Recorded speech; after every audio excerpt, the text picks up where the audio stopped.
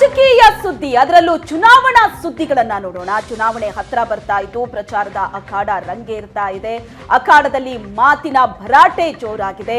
ಅದರ ಜೊತೆಗೆ ಜಿದ್ದಿನ ಫೈಟ್ ಕೂಡ ಇದೆ. ಶಿವಮೊಗ್ಗದಲ್ಲಿ ಏನಾಗ್ತಾ ಇದೆ ಅಂತ ನೋಡಿದ್ರೆ, ಶಿವಮೊಗ್ಗದಲ್ಲಿ ಮೋದಿ ಫೋಟೋ ಹೆಸರಲ್ಲಿ ಫೈಟ್ ಜೋರಾಗಿದೆ.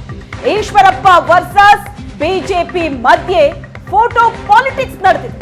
ಈಶ್ವರಪ್ಪ ವಿರುದ್ಧ ಸಲ್ಲಿಸಿದ್ದ ಅರ್ಜಿ ತೀರ್ಪು ಇವತ್ತು ಪ್ರಕಟ ಆಗುತ್ತೆ.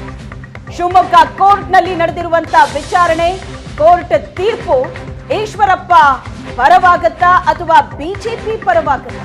ಈಶ್ವರಪ್ಪ ಬಿಜೆಪಿ ಜಿಲ್ಲಾಧ್ಯಕ್ಷರ ಹೇಳಿಕೆಯನ್ನ ಕೋರ್ಟ್ ದಾಖಲಿಸಿದೆ. ಫೋಟೋ ಪಾಲಿಟಿಕ್ಸ್ ಬಹಳ ಜೋರಾಗಿ ನಡೀತಾ ಇದೆ. ಶಿವಮೊಗ್ಗ ಕ್ಷೇತ್ರದಲ್ಲಿ ಟಿಕೆಟ್ ಸಿಕ್ಕಿಲ್ಲ ಅನ್ನೋ ಅಸಮಾಧಾನದಲ್ಲಿ ಈಶ್ವರಪ್ಪ ಪಕ್ಷೇತರರಾಗಿ ಸ್ಪರ್ಧೆ ಮಾಡಿದ್ದಾರೆ. ಆದರೆ ಮೋದಿ ಫೋಟೋವನ್ನ ಹಿಡಿದು ಪ್ರಚಾರ ನಡೆಸ್ತಾ ಇದ್ದ. ಮೋದಿ ಭಾವಚಿತ್ರ ಬಳಸದಂತೆ ನಿರ್ಬಂಧವನ್ನ ಹೇರಬೇಕು. ಕೋರ್ಟ್ ಮುಂದೆ ಟಿಡಿ ಮೇಘರಾಜ್ ಹೇಳಿಕೆಯನ್ನ ದಾಖಲು ಮಾಡಲಾಗಿದೆ. ಕೋರ್ಟ್ನಲ್ಲಿ ಈಶ್ವರಪ್ಪ ಸಮಯಾವಕಾಶವನ್ನ ಕೇಳಿದ್ರು. ಮೋದಿ ಫೋಟೋ ತೆಗೆಯಲು ಸಮಯ ಕೇಳಿದ್ರು. ಮೋದಿ ಫೋಟೋವನ್ನ ನಾನು ಬಳಸ್ಕೊಳ್ತೀನಿ ಅನ್ನುವಂತಹ ಮಾತನ್ನ ಕೋರ್ಟ್ ಮುಂದೆ ಇಟ್ಟಾಗ ಇದಕ್ಕೆ ಉತ್ತರ ತಿಳಿಸುವಂತೆ ಈಶ್ವರಪ್ಪಗೆ ಸಮಯಾವಕಾಶವನ್ನ ನೀಡಿದ್ರು. ಮೋದಿ ಫೋಟೋ ಬಳಸದಂತೆ, ಹಾಕಿಕೊಳ್ಳದಂತೆ ಆದೇಶವನ್ನ ನೀಡುತ್ತಾ? ಹಾಗಾದ್ರೆ ಇವತ್ತು ಕೋರ್ಟ್ ಮೋದಿ ಫೋಟೋ ಬಳಸಲು ಕೋರ್ಟ್ ಸಮ್ಮತಿ ನೀಡುತ್ತಾ? ಇವತ್ತಿನ ಕೋರ್ಟ್ ಆದೇಶದ ಮೇಲೆ ಎಲ್ಲರ ಚಿತ್ತ ಸಹ ನಿಂತಿದೆ. ನನ್ನ ಪ್ರಚಾರದ ಸಂದರ್ಭದಲ್ಲಿ ನಾನು ಮೋದಿಯ ಫೋಟೋವನ್ನ ಬಳಕೆ ಮಾಡ್ಕೊಳ್ತೀನಿ ಅನ್ನುವಂತಹ ಮಾತನ್ನ ಈಶ್ವರಪ್ಪ ಅವರು ಹೇಳಿದ್ರು. ಯಾವಾಗ ಅವರು ಸೋಷಿಯಲ್ ಮೀಡಿಯಾದಲ್ಲಿ ಇದನ್ನ ಪ್ರಸ್ತಾಪ ಮಾಡಿದ್ರು, ಹಾಕೊಂಡಿದ್ರು, ಆ ಸಂದರ್ಭದಲ್ಲಿ ಬಿಜೆಪಿಯ ನಾಯಕರು ವಿರೋಧ ವ್ಯಕ್ತಪಡಿಸಿದ್ರು. ಮುಂದೆ ಯಾವುದೇ ತೊಂದರೆ ಆಗಬಾರದು ಅಂತ ಕೋರ್ಟ್ ಮೆಟ್ಟಿಲೇರಿದ್ರು ಕೆಎಸ್ ಈಶ್ವರಪ್ಪ. ಈಗ ಅದರ ತೀರ್ಪು ಬರುತ್ತೆ ಇವತ್ತು. ಈ ಬಗ್ಗೆ ಹೆಚ್ಚಿನ ಡೀಟೇಲ್ಸ್ ಅನ್ನ ಕೊಡ್ತಾರೆ ನಮ್ಮ ಪ್ರತಿನಿಧಿ ರಾಜೇಶ್ ಕಾಮತ್ ಸಂಪರ್ಕದಲ್ಲಿದ್ದಾರೆ. ರಾಜೇಶ್, ಶಿವಮೊಗ್ಗ ಅಖಾಡ ಕೂಡ ಬಹಳಷ್ಟು ಇಂಟ್ರೆಸ್ಟಿಂಗ್ ಆಗ್ತಾ ಇದೆ. ಕಾರಣ ಟಿಕೆಟ್ ಸಿಕ್ಕಿಲ್ಲ ಅಂತ ಬೇಸರಗೊಂಡು ಈಶ್ವರಪ್ಪ ಅವರು ಪಕ್ಷೇತರರಾಗಿ ಸ್ಪರ್ಧೆ ಮಾಡ್ತಾ ಇದ್ದಂತೆ. ಅದರ ಜೊತೆಗೆ ಮೋದಿ ಫೋಟೋವನ್ನ ಬಳಕೆ ಮಾಡಿಕೊಂಡಿದ್ದು ಬಿಜೆಪಿ ಕೆಂಗಣ್ಣಿಗೆ ಗುರಿಯಾಗಿತ್ತು. ಇವತ್ತು ಇದರ ಬಗ್ಗೆ ವಿಚಾರಣೆ ಕೂಡ ನಡೆದಿತ್ತು. ಇವತ್ತು ಕೋರ್ಟ್ನಲ್ಲಿ ತೀರ್ಪು ಬರುತ್ತೆ.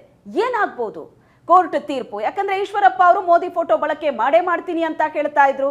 ಕೋರ್ಟ್ ತೀರ್ಪು ಏನಾಗುತ್ತೆ ಅನ್ನುವಂತ ಕುತೂಹಲ ಇದೆ.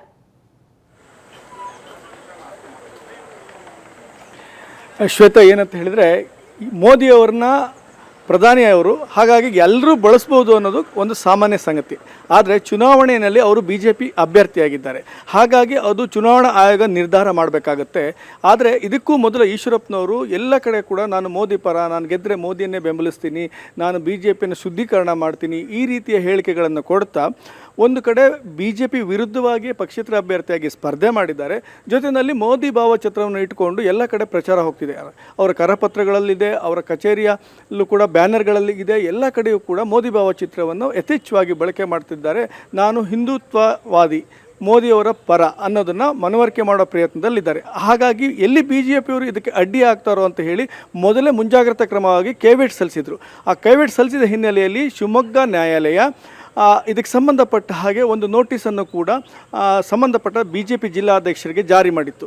ಆ ಹಿನ್ನೆಲೆಯಲ್ಲಿ ಮೊನ್ನೆ ಜಿಲ್ಲಾಧ್ಯಕ್ಷರು ಖುದ್ದು ಹಾಜರಾತಿ ನೋಡಿ ಈ ರೀತಿ ಮೋದಿ ಭಾವಚಿತ್ರವನ್ನು ಅವರು ಬಳಸಲಿಕ್ಕೆ ನಿರ್ಬಂಧ ಹೇರಬೇಕು ಅಂತ ಹೇಳಿ ಕೋರ್ಟಿಗೆ ಒಂದು ರೀತಿಯ ಹೇಳಿಕೆಯನ್ನು ದಾಖಲು ಮಾಡಿದ್ದಾರೆ. ಈ ಹಿನ್ನೆಲೆಯಲ್ಲಿ ಕೋರ್ಟು ಈಶ್ವರಪ್ಪನವ್ರನ್ನು ಕೂಡ ಖುದ್ದು ಹಾಜರಾತಿ ಆಗಿದ್ದ ಹಿನ್ನೆಲೆಯಲ್ಲಿ ಇದಕ್ಕೇನು ಹೇಳ್ತೀರಾ ಅಂತ ಕೇಳಿದಾಗ, ನನಗೊಂದು ಸಮಯಾವಕಾಶ ಕೊಡಿ, ನಾನು ಇದಕ್ಕೆ ಉತ್ತರವನ್ನು ಕೊಡ್ತೀನಿ ಅಂತ ಹೇಳಿದ್ದಾರೆ. ಆ ಹಿನ್ನೆಲೆಯಲ್ಲಿ ಇವತ್ತು ಕೋರ್ಟಲ್ಲಿ ಇಬ್ಬರ ಪರ ಮತ್ತು ವಾದ ಮತ್ತು ಪ್ರತಿವಾದ ಎರಡನ್ನೂ ಕೂಡ ಇವತ್ತು ಕೋರ್ಟ್ ಆಲಿಸುತ್ತೆ.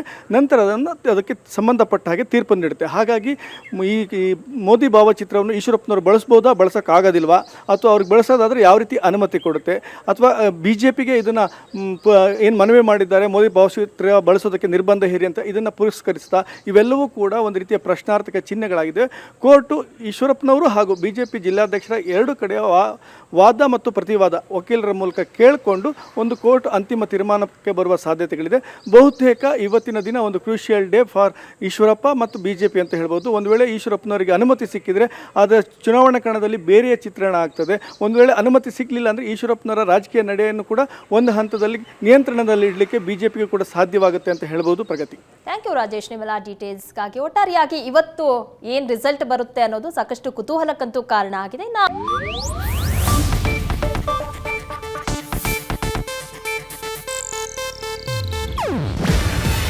ಇದು ಏಷ್ಯಾನೆಟ್ ನ್ಯೂಸ್ ನೆಟ್ವರ್ಕ್ ಪ್ರಸ್ತುತಿ. ನೀವು ನೋಡ್ತಿದ್ದೀರಾ ಏಷ್ಯಾನೆಟ್ ಸುವರ್ಣ ನ್ಯೂಸ್.